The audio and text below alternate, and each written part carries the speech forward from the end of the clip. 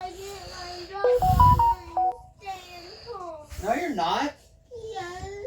No. Prosecutors said they will seek the death penalty in Charlie Kirk's killing.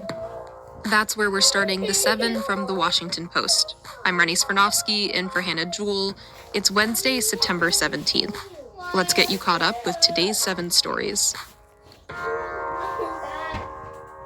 Tyler Robinson made his first court appearance yesterday.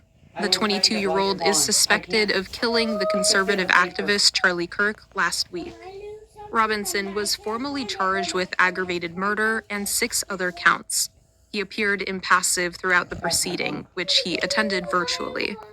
According to court documents filed yesterday, Robinson admitted to shooting Kirk and told people he had, quote, had enough of his hatred. At a press conference, Utah County Attorney Jeff Gray read out this text message exchange between Robinson and his roommate. To be honest, I had hoped to keep this secret till I died of old age. I am sorry to involve you. Roommate, you weren't the one who did it, right? I don't know what you did. Robinson, I am. I'm sorry. Officials did not detail what specific commentary or actions from Kirk they believed Robinson opposed. Kirk had mocked diversity initiatives and transgender identity and denounced affirmative action, among other hot-button positions. Also yesterday, Democratic senators accused FBI Director Kash Patel of mishandling the Kirk case and the FBI. This was at a hearing that twice erupted into shouting matches. Here's Patel and New Jersey Senator Cory Booker going at it. That rant of false information does not bring this country together. If you want to work on bringing this country, it's my time, not yours. My God. If you want to talk about dividing this country, it is my I time. follow you on your social media posts that It is tear my this country time apart. to There address should be your a unifying Patel will be questioned at another committee hearing later today. Stop. Come on. Number 2. A UN commission found that Israel is committing a genocide in Gaza. An independent United Nations group said yesterday that it had found indications of Israel's intentions to destroy Palestinians in the Gaza Strip as a group. The commission said Israel's actions amounted to genocide. Israel rejected the conclusion. It said the report was based on falsehoods and called for the commission to be abolished. But the finding echoes assessments by a growing group of governments and Israeli and international human rights organizations. And it came as Israel's military continued its invasion of Gaza City. Palestinian civilians fled the ground offensive, and key aid groups suspended or curtailed what remained of their operations in the city. Number 3. Democrats and Republicans are locked in a funding fight. Lawmakers have until the end of this month to pass spending legislation. Otherwise, the federal government will shut down. House Republicans plan to try to extend government funding through November 21st to buy more time. But they may not be able to convince Democrats to sign off on that short-term extension. The key sticking point is cuts to Obamacare. In President Trump's sweeping tax and spending bill passed this summer, Republicans achieved a long-time goal, rolling back significant portions of the Affordable Care Act. That's President Barack Obama's signature health care legislation. But now Democrats are demanding that at least some of those cuts be reversed in exchange for their support of a funding bill. Looming above it all is growing nervousness among some Republicans about the political consequences of the cuts. Millions of people will lose their health insurance as soon as January, and midterm elections are next year. A New York state judge dismissed terrorism charges against Luigi Mangione. That's number 4. Mangione had faced these state terrorism charges in connection with the ambush-style killing of United Healthcare CEO Brian Thompson last year.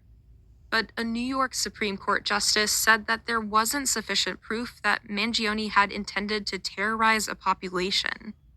The judge said Mangione was, quote, clearly expressing an animus toward the healthcare industry, but the evidence failed to prove he committed the crime to, quote, coerce or intimidate a civilian population. Now, Mangione no longer faces the possibility of life in prison without parole. But 9 state charges remain, including second-degree murder, and he still faces 4 federal charges, one of which carries a possible death sentence.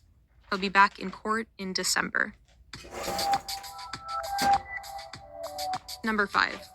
A Dallas whistleblower is bringing a lawsuit over claims of organ donation unfairness. Patrick Chase was the director of a kidney transplant program at Parkland Health in Dallas. That's a hospital where patients tended to be from poorer backgrounds. And Chase noticed a problem. When kidneys became available for his patients, doctors sometimes said they were unsuitable, so transplants couldn't go ahead.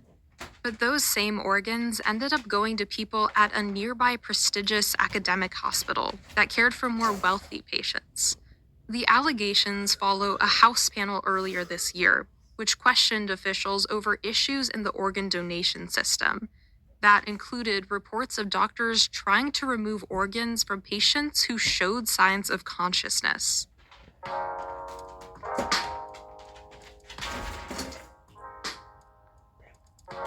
Robert Redford died yesterday at 89 years old. That's number 6.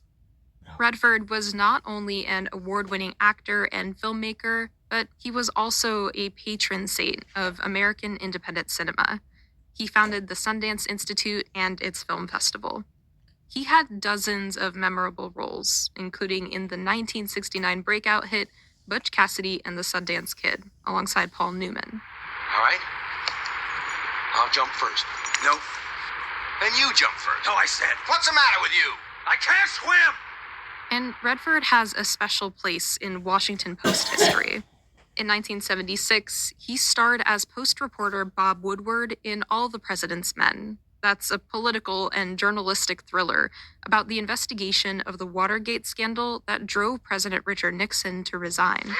Mercy. I think I got a lead on Dover. I got it. What? I just talked to him. I just hung up from him. Bernstein, listen, it goes all the way to Stans. What are you talking about? It goes all the way to Stans. He gave the check to Stans for the committee to re-elect. Redford's death was announced in a statement by his publicist, who did not cite a cause. And at number 7, tech companies really want to mine the moon. Helium-3 is a gas found on the moon. It's different from the helium-4 gas pumped into birthday balloons, and it's critical to the future of supercomputing. Recently, a Finnish firm that makes ultra-cold refrigerator systems for quantum computing was found to have spent more than $300 million to call dibs on a large quantity of the gas from the moon. There's one problem, though. Humans haven't figured out how to mine the moon, but it is legal, thanks to a 2015 law that grants U.S. space companies the rights to mine on celestial bodies.